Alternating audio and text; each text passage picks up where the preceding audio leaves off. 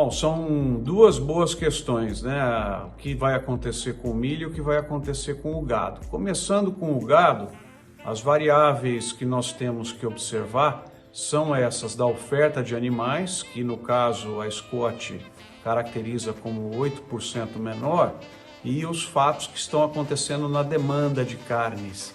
Nesse momento em isolamento, nós tivemos queda de consumo, principalmente dos cortes mais nobres, né, dos cortes, vamos dizer assim, mais festivos, mas a exportação vem se mantendo adequada.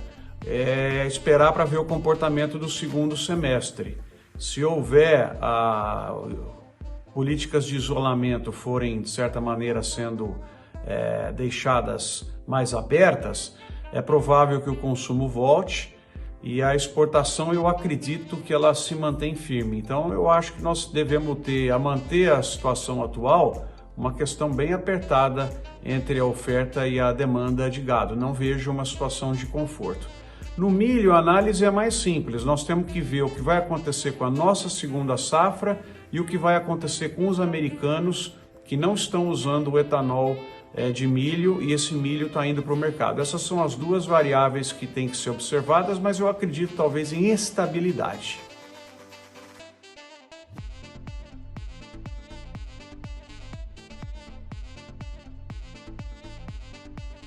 Realmente, o setor de cana teve uma reversão de expectativas brutal, mas eu ainda procuro manter um certo otimismo, porque na questão do açúcar, a safra praticamente já tinha sido vendida a um preço razoável.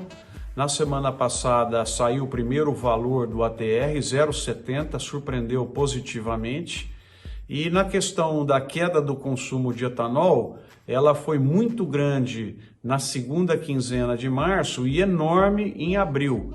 Vamos ver agora o comportamento em maio, como está acontecendo, se ele começa a se recuperar. Se ele começar a se recuperar, eu acho que nós podemos não ter uma crise tão grande assim como a que se desenhou no início da situação do coronavírus, né? Até porque a queda de consumo ela foi menor do que a que eu esperava.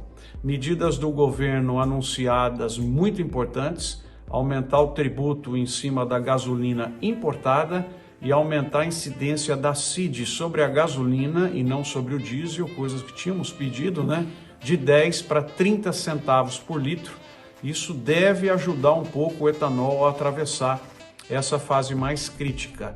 Mas o mais importante, e além do financiamento para os estoques, o mais importante a ser observado agora é a retomada do consumo.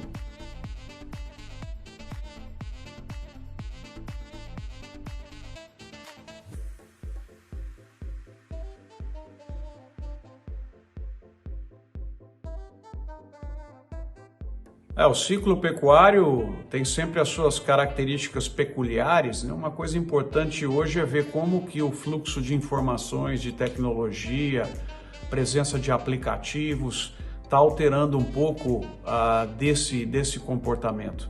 Em relação a como vão se comportar os preços, né, nos diferentes estágios aí da cadeia produtiva no segundo semestre, vai depender efetivamente do driver de demanda, principalmente, porque esse é que está variando mais violentamente do que o driver da oferta de animais, né? E o driver de demanda internacional boa, né? Nacional com pouco de queda, e quem sabe com a retomada das atividades ela se normaliza e a volta dos restaurantes. É esse o ponto principal a ser observado para se entender se podemos ter alterações naqueles comportamentos tradicionais aí do ciclo pecuário. Eu acho que hoje nós estamos vivenciando uma situação muito diferente do que foi vista em momentos anteriores. Então, algum tipo de turbulência ainda durante a presença da política de isolamento e depois durante a retomada é esperado. E o risco maior que nós não podemos correr agora é a infecção nos frigoríficos brasileiros.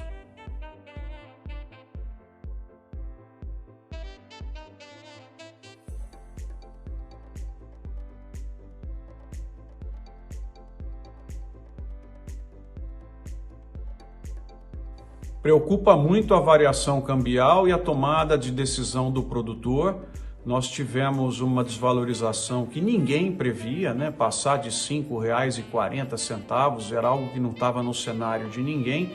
Isso tem um impacto muito grande, porque o produtor tem que tomar a sua decisão de compra de insumos e a sua decisão de venda aí dos produtos. Então, a decisão de venda dos produtos ele tem tomado muito bem, aproveitado esse câmbio que, na minha visão, está excessivamente desvalorizado o real e vendido parcelas grandes da sua safra que vai ser plantada agora, inclusive alguns já vendendo da safra do ano que vem.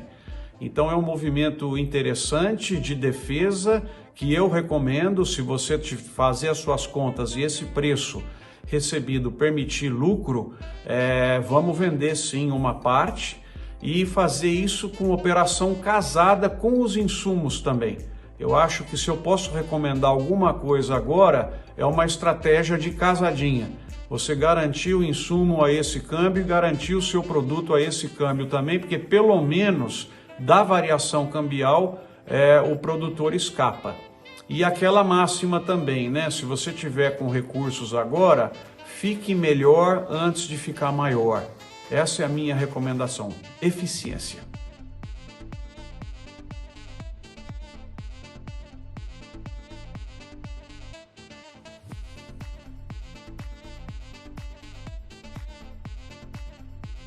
O Brasil, diferentemente de qualquer outro lugar do planeta, ele é peculiar, porque ele sempre nos provê com uma situação adicional que traz um desafio muito grande em termos de gestão. Não bastasse a crise sanitária, né, de saúde gravíssima que nós estamos vivenciando e trazendo como consequência uma crise econômica, nós adicionamos à pauta uma crise política totalmente desnecessária, totalmente descabida nesse momento. Todos mereceriam levar um pito, porque não deveriam estar se comportando dessa forma. O oportunismo político agora é altamente repreensível. A sociedade brasileira não poderia estar passando por isso agora. Eu estou envergonhado, chateado com essa situação toda. E isso dificulta ainda mais a nossa análise, porque cria turbulências desnecessárias. O foco da sociedade brasileira agora é combater a questão do vírus e entender como retomar a economia de maneira absolutamente segura. Não faz parte da pauta agora discutir impeachment, discutir crise, ficar xingando uns aos outros. Isso é um comportamento pequeno da sociedade brasileira que precisaria ser repreendido.